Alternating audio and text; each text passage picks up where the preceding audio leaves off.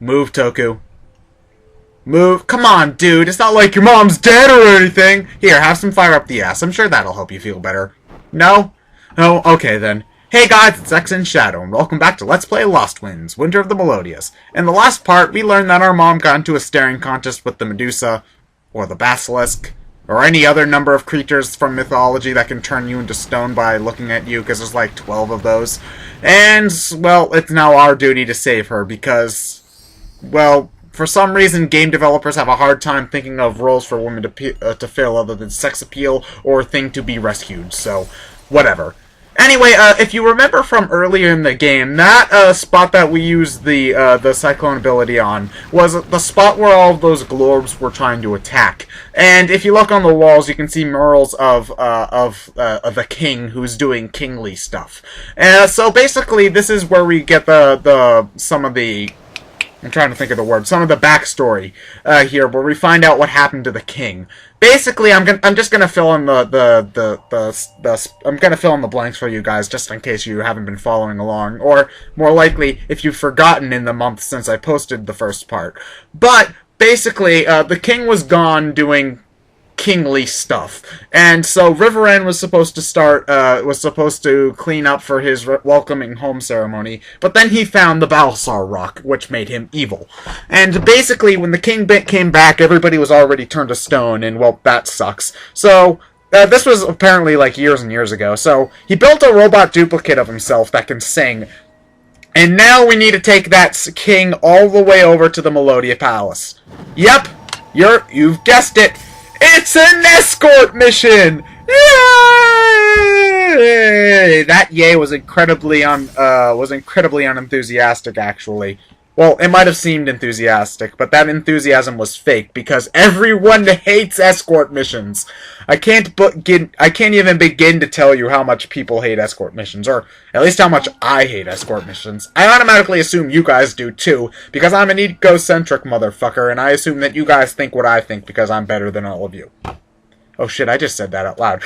Moving on. Anyway, when it comes to escort missions, this isn't the worst I've ever seen, but it's definitely not the best I've ever seen ever, if there can be a best in this situation. Basically, the dude will generally follow your every move, but you can sorta control him. If you do a vortex around him, he'll start singing, which you can use to solve a couple of puzzles. Just a couple, though. You don't really use it all that much.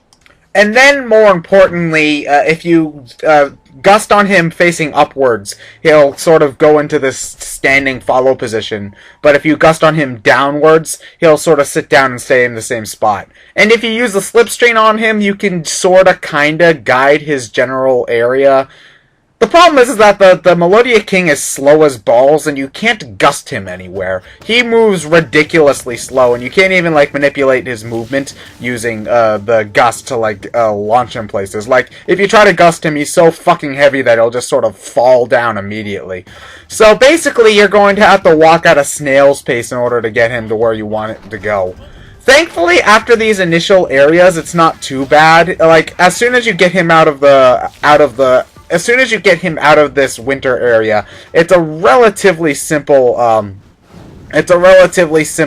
trek to get him to the Melodia Palace, with just one more Melodia King puzzle to get him inside.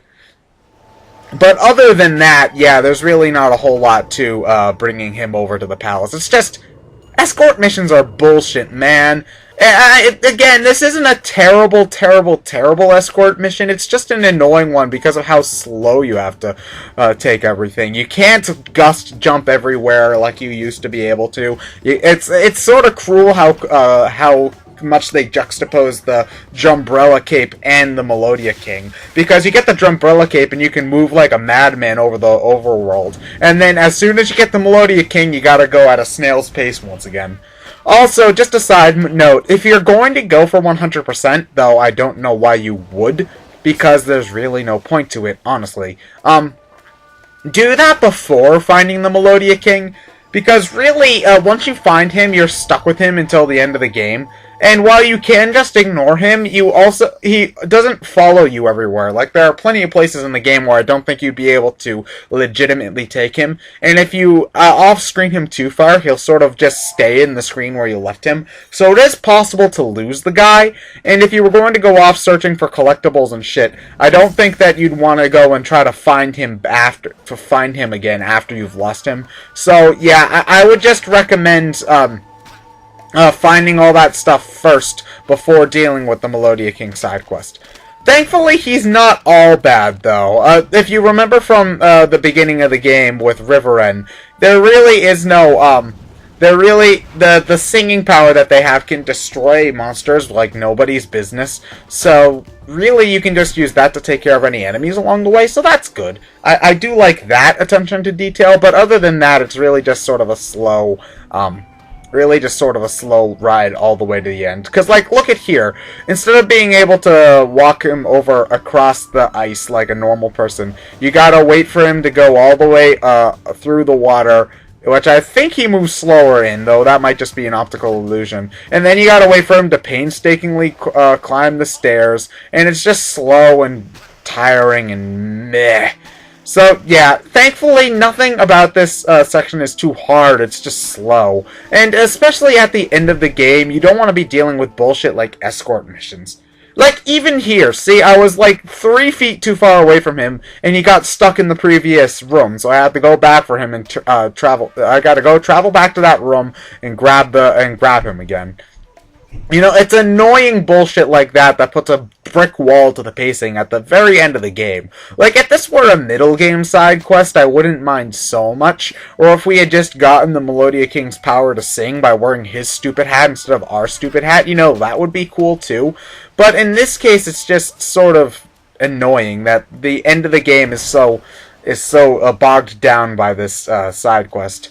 And I'm not cutting out most of this shit because you do sort of need to know how to get him to the other side. I mean, it's nothing too painstaking. It's just knowing when to. It's just knowing when to switch the season from winter to summer. Like here, you gotta get him. You gotta make it winter so that he can walk across. Oh wait, or do you need to make it winter? I'm pretty sure you need to make it winter here so we can just walk across the ice on top, but I can't remember. Yeah, see look, there's a gigantic wall there, which he can't cross in the summer, so you just gotta make it winter. You know, it's not really mind-breaking stuff. You'd be able to figure this out. And see, look, I'm looking at the map because it's like, how much longer do we have to wait? But yeah, all you really need to do is just use your use the most basic amount of common sense, and then you'll be fine. You'd think that they'd throw a whole bunch of really complex puzzles and shit at you, but really you're sort of past that point. Like, the most complex puzzle rooms were in the last part, so, you know, you don't really have to think a whole lot anymore for the rest of the game. You know, you're pretty set on that front. It's very, very basic stuff at this point, but it's still, I still gotta show it off, so, yeah, lucky you guys, I guess, is just what I'm trying to say. See, all you had to do was freeze it. I think if I had just frozen it to winter from the beginning, I would have probably been there by now, but whatever. That's another thing. It's just like when he's singing, I don't really know what the time is or if you can stop it or not. So whenever you decide to make him sing, that's another just brick wall where you're just waiting. And I don't like it when I have to wait because I'm an impatient motherfucker. This, however, is the last stretch of the area, so thankfully you don't have to worry too more. This is actually sort of an original puzzle. You've got to deal with getting the king over there. However, you don't really have... Thankfully, you can just sort of sit his ass down and you don't have to worry about him for the time being for this puzzle, so just deal with that. Basically, what the point of this puzzle is that there's a whole bunch of empty holes, like this hole right here, and you need to fill them with water so that you can,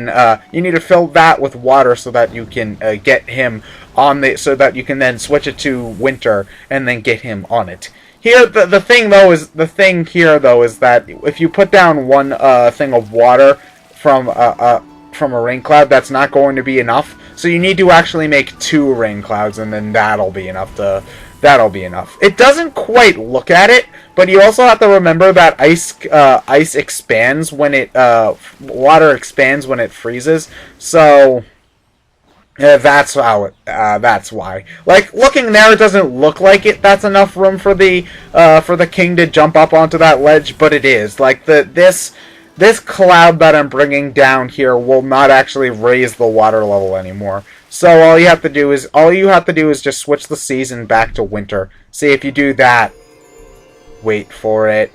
See, now that it's winter, the ice will expand, and then the king can just hop up. Doesn't make a whole lot of sense. Well, actually, it does make a whole lot of sense because science and shit. But yeah, it doesn't look like that during the summer scene. So you just sort of even though I played this game like 3 or 4 times by this point, I still went out of my way to do this just out of habit. And so basically, once you get the king up there, you can't go into the Melodias city while it's winter. I doubt that they even have a winter variant on the graphics for those areas if you hacked it in.